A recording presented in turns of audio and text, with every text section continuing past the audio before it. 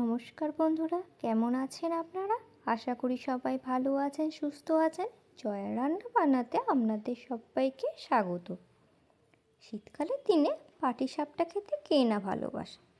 তো আজ আমি আপনাদের তৈরি করে দেখাবো ক্ষীরের পাটিসাপটা। যারা আমার মতো নারকেল খেতে একেবারে পছন্দ করেন না, তাদের জন্য তো এই ক্ষীরের পাটিসাপটা উপযুক্ত। খুবই কম উপকরণ দিয়ে খুব তাড়াতাড়ি হয়ে যায়, খেতেও কিন্তু খুবই সুস্বাদু হয়। তো চলুন দেখুন আমি কিভাবে করছি। আমার সাথে থাকুন, দেখতে থাকুন পুরো ভিডিওটা। তো দেখুন, প্রথমে আমি একটা ব্যাটার তৈরি করে নেব। তার জন্য লাগছে, আমি একটা বড় জায়গাতে 1 কাপ চাল গুঁড়া নিলাম, আর নেব হাফ কাপ সুজি, আর দেব হাফ কাপ ময়দা। এই 3টে উপকরণ খুব ভালোভাবে মিশিয়ে নেব।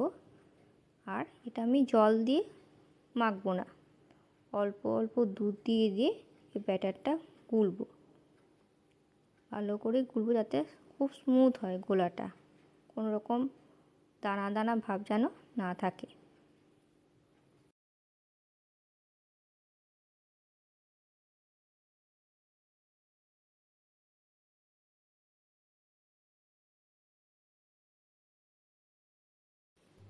দেখুন ব্যাটারটা আমার পুরো গোলা হয়ে গেছে, খুব স্মুথ হয়ে গেছে, কোনো দানা ভাব নাই। তো এবার ব্যাটারটা গোলা হয়ে যাওয়ার পর এটাকে আমি ভালোভাবে ফেটিয়ে নিয়েছি। 15 মিনিট রেস্টে রেখে দেবো ঢাকা দিয়ে। যেহেতু আমি এটা ক্ষীরের পাটিসাপটা করছি, তাই পুর হিসাবে আমি ক্ষীরই ব্যবহার করছি, কোনো রকম কিন্তু নারকেল ইউজ করিনি। ওই পুরের ক্ষীরটা আমি কী করে তৈরি করেছি সেটা জানতে হলে আমার ডেসক্রিপশন বক্সে আপনারা একবার দেখে নিতে পারেন। তো এই পুরটাকে আমি লম্বা লম্বা করে লেচির মতো করে গড়ে নিয়েছি। দেখতে দেখুন কী সুন্দর হয়েছে। এরকম যেহেতু পাটিসাপটাটা লম্বা হবে, তাই পুরটা এরকম লম্বা লম্বা করে আমি গড়ে নিয়েছি। তো গ্যাসের ওভেনে এবার আমি একটা ননস্টিক প্যান বসিয়েছি, উপর থেকে একটু হালকা তেল ব্রাশ করে নিয়েছি। প্যানটা গরম হয়ে গেছে। এরপর আমি যে 15 মিনিট রেস্টে রেখেছিলাম যে ব্যাটারটা, সেই ব্যাটারটা এবার এক হাতা আমি এই প্যানের উপর দিয়ে দিলাম। আর যে প্যানের যে হাতলটা আছে সেটা একটু ঘুরিয়ে নেবেন, তাহলে দেখবেন গোল হয়ে গেছে। আমার খুব একটা গোল হয়নি, তবে হয়েছে গোল। তো এরকম খুব আঁচে দেবেন না, হাই ফ্লেমে, মিডিয়াম ফ্লেমেই রাখবেন।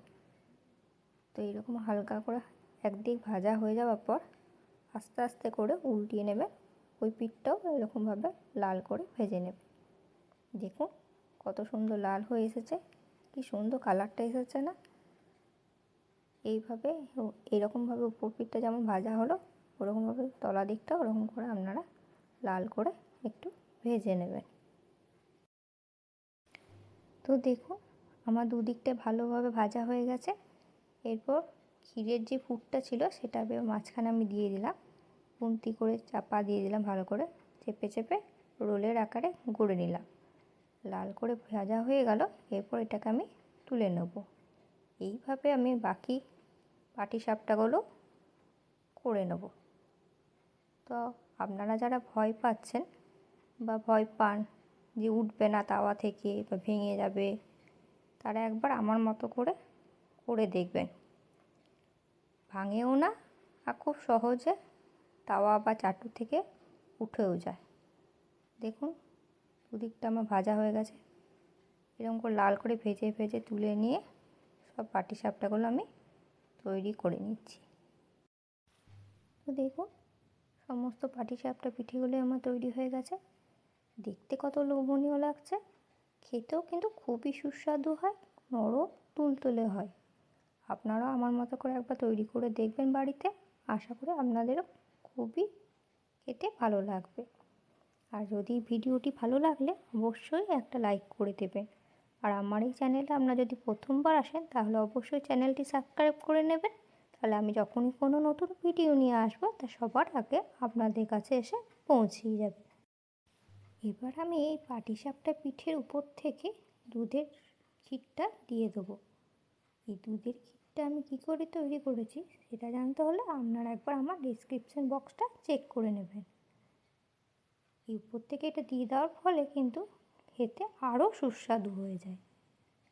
তো চলুন বন্ধুরা, আজ আসি তাহলে। আবার দেখা হচ্ছে আপনাদের সাথে নেক্সট ভিডিওতে। আর হ্যাঁ, অতি অবশ্যই কিন্তু আমার মতো করে আপনারা একবার বাড়িতে পাটিসাপটা তৈরি করবেন। খেতে কিন্তু সত্যিই খুব সুস্বাদু হয়।